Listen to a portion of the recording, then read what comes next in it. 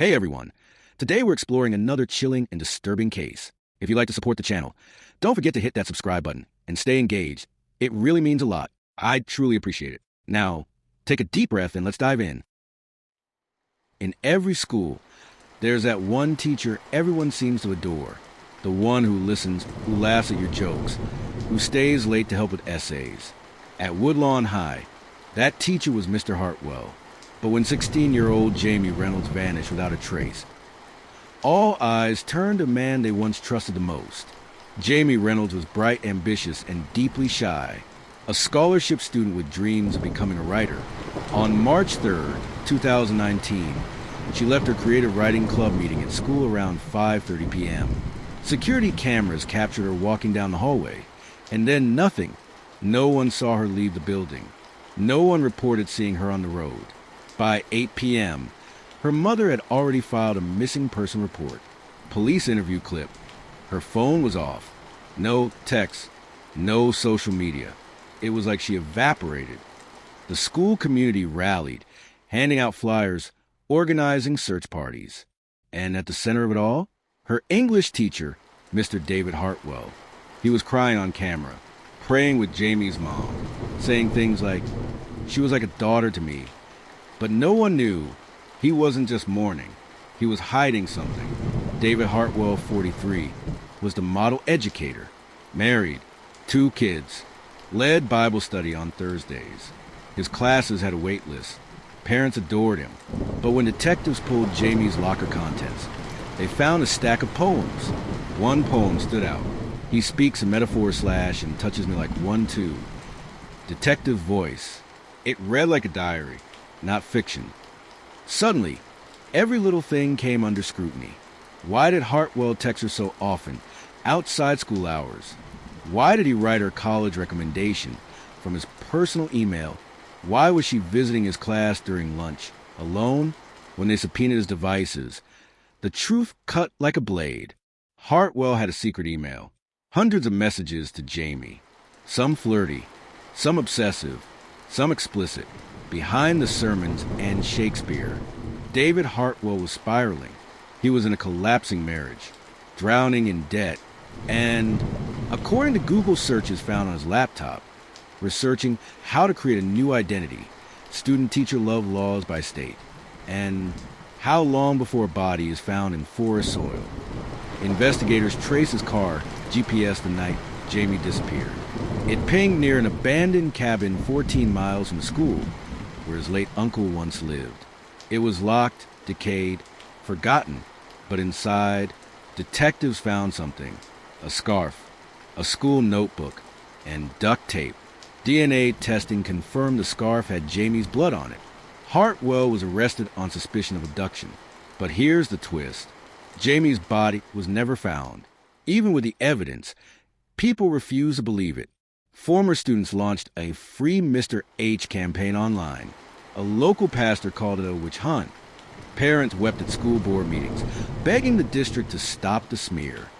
But quietly, more students came forward. One said Hartwell gave her a copy of Lolita and said, "It reminded me of you." Another recalled him touching her shoulder too long, asking if she had daddy issues. A former teacher, who once filed a complaint against him, was silenced by HR. She quit the school in 2017. Voice of former teacher, emotional. "I tried to speak up. They said I was ruining a good man's career." Hartwell sat in jail for over 9 months awaiting trial. He pleaded not guilty, insisted Jamie had run away, that she was troubled, unstable, in love with him. Then, a letter was intercepted from his prison cell. It was addressed to another student, signed with a code name he used with Jamie, and it included a line that chilled prosecutors. "Sometimes to set love free, you have to keep it somewhere safe." Was it a confession? A threat? A clue? Detectives launched a new search around the old cabin. This time they brought dogs, and something was uncovered. But what they found wasn't Jamie. It was something worse. In the basement of the cabin, beneath a false wall, detectives uncovered bones. But not just one set. 2.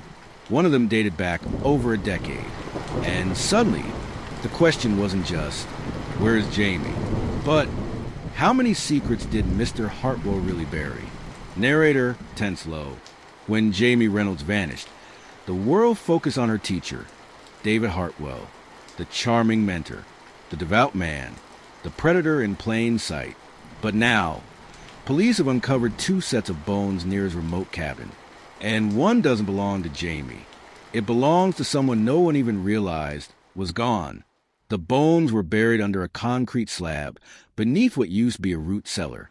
One set matched Jamie's DNA, partially, but the other, forensic testing showed it belonged to a girl.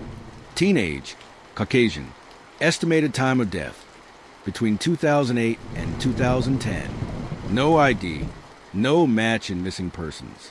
No one was looking for her.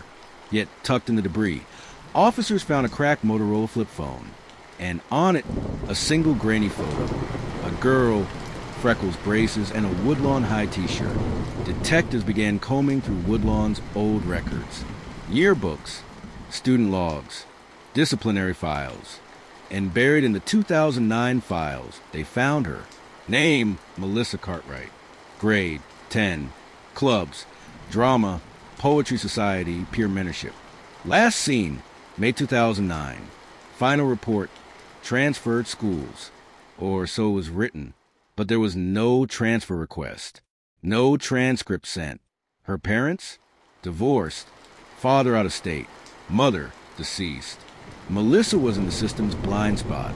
And Mr. Hartwell? He'd been her mentor. Former student voiceover. I remember her talking about him. Like he understood her.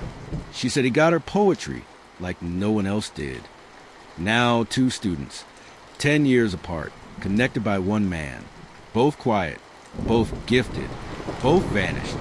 And when they searched Hartwell's old school-issue laptop, long wiped and donated to a district storage room, digital forensics unearthed something chilling, an encrypted folder called Hearts of My Own. Inside, photos, poems, and voice recordings. One, dated March 1st, 2009. Melissa whispering, "You said we'd run away. Why haven't you come?" The district had long treated Hartwell like a star, teacher of the year, guest speaker at youth conferences. He even advised on policy for safe student-teacher boundaries. But behind the awards were complaints, 5 to be exact, from parents, from students, from a new counselor who claimed Melissa once showed up at her office crying, saying Hartwell wasn't who he pretended to be. The counselor filed a report. The report was handled internally. She was transferred the next semester, and Melissa Cartwright was never seen again. With Jamie gone and Melissa confirmed dead, Hartwell was indicted on 2 counts of murder. In court, he wept, called himself a victim of obsession, said Melissa and Jamie both became attached to him in ways he never asked for. His defense? That both girls were mentally unstable, that Melissa overdosed, that Jamie ran off, that he was just a man trying to help.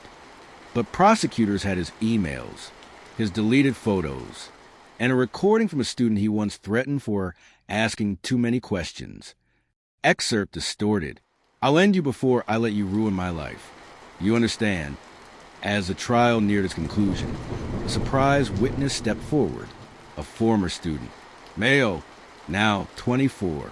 He claimed Hartwell groomed him too, during the same years Melissa attended school, that Hartwell hosted writing sessions in his home, that he encouraged the student to explore feelings through role play, and worst of all, that he once found a box in Hartwell's closet.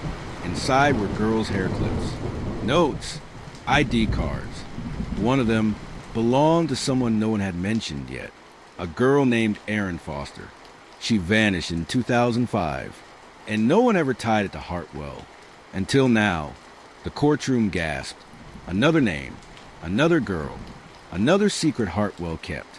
Police reopened the Foster case, and what they found in Hartwell's attic changed everything. A locked trunk with 7 labeled folders, each with a name, each with a photo, and 3 of them are still alive inside David Hartwell's attic. Police uncovered a locked trunk.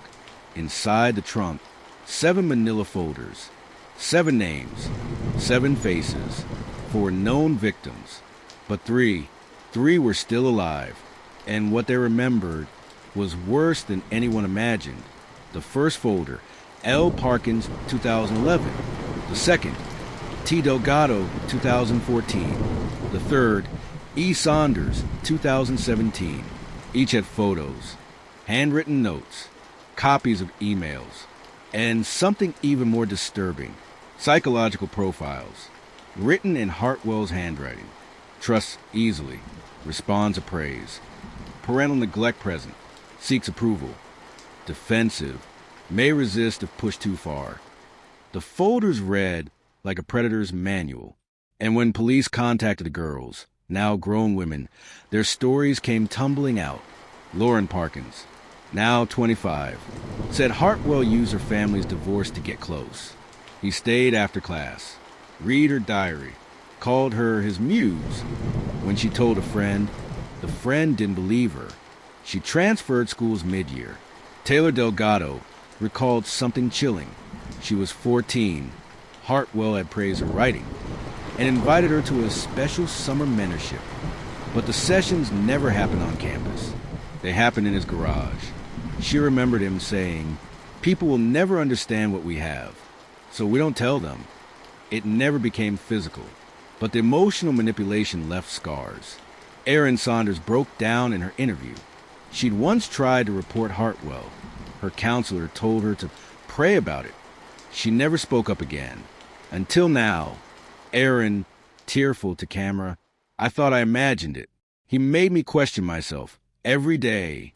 And when Jamie went missing, I couldn't stay silent anymore." Detectives pieced together what was now obvious. David Hartwell had a pattern.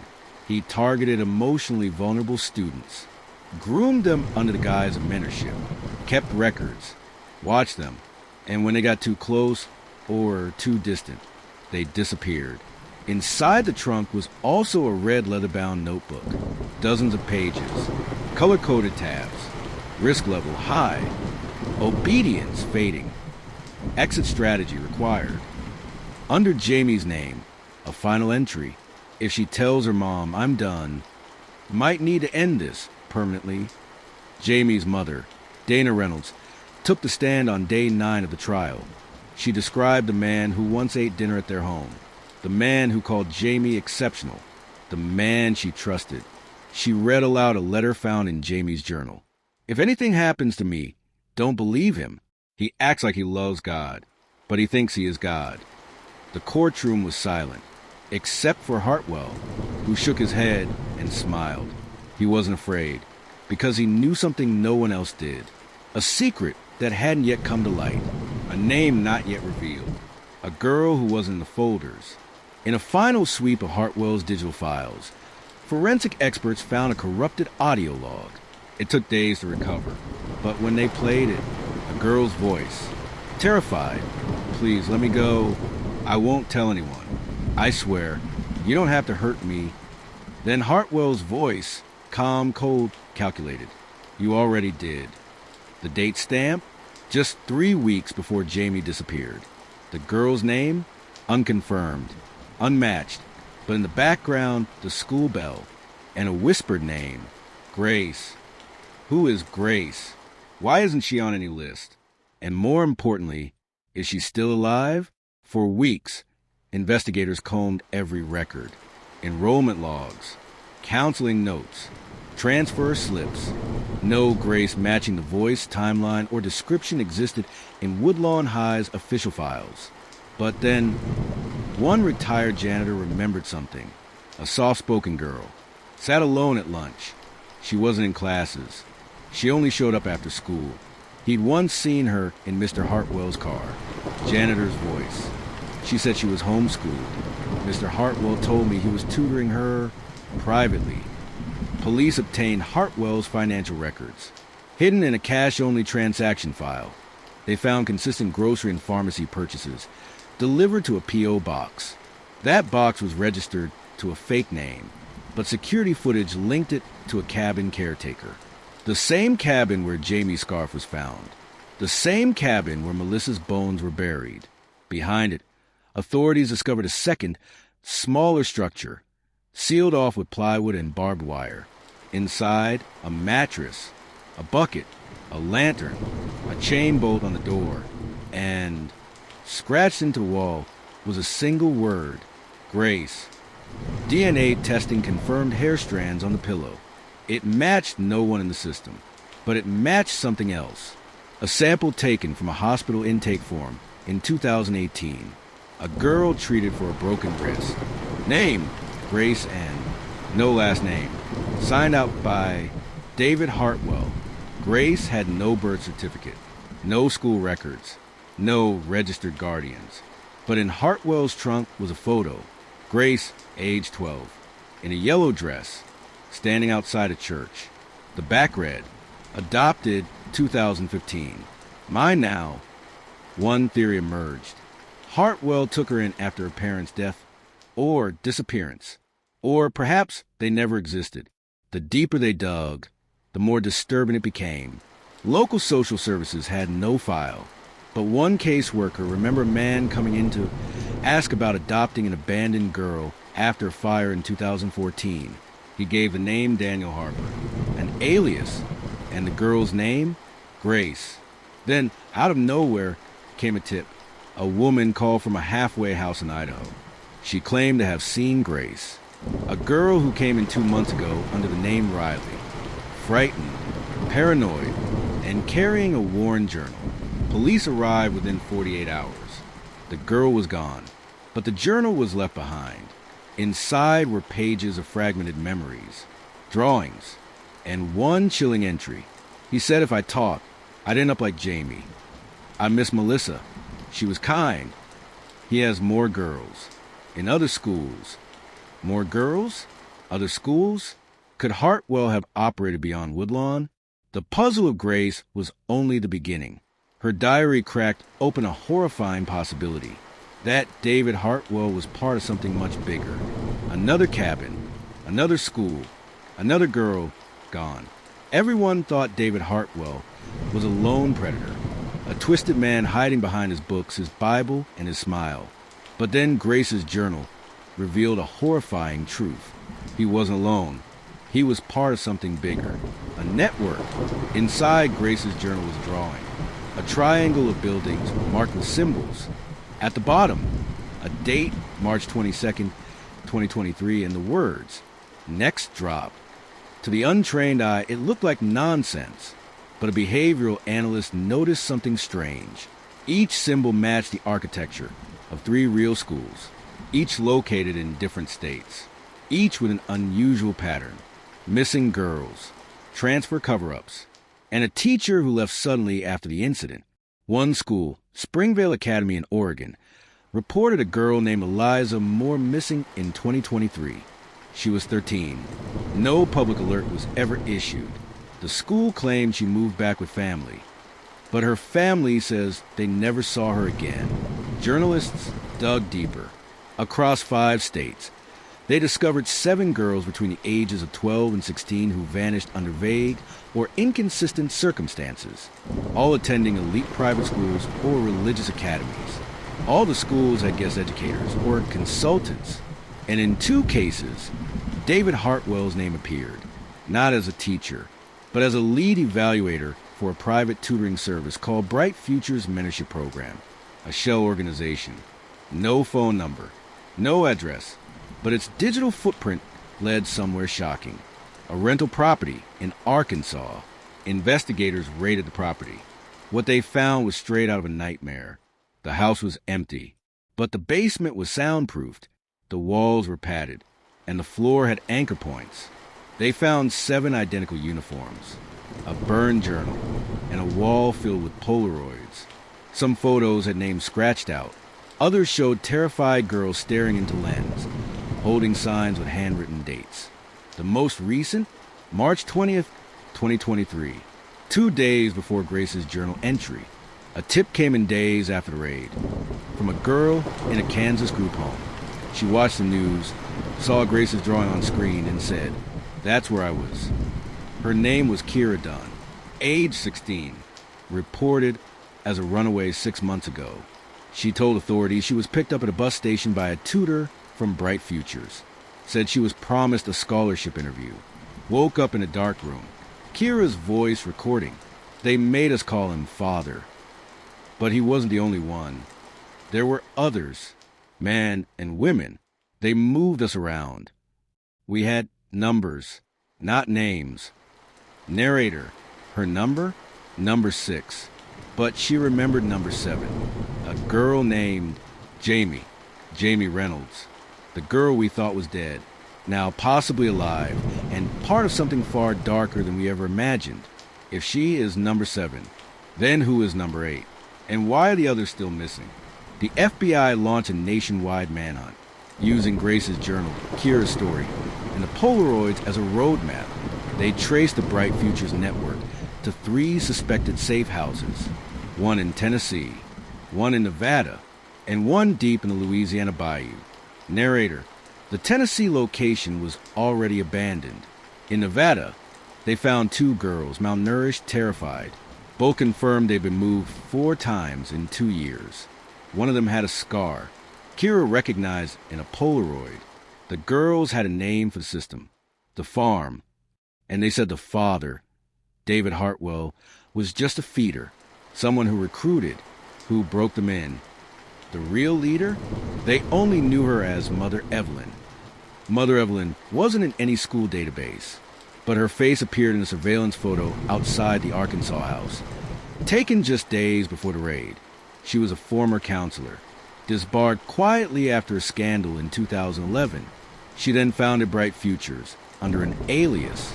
Narrator, she orchestrated placements, she trained teachers, and she built a trafficking system that spanned over a decade. But Evelyn was never caught. She disappeared months before the investigation closed in, and she took at least 3 girls with her. Jamie possibly among them. Then, 3 months later, an anonymous email was sent to the FBI. No subject, just one audio file.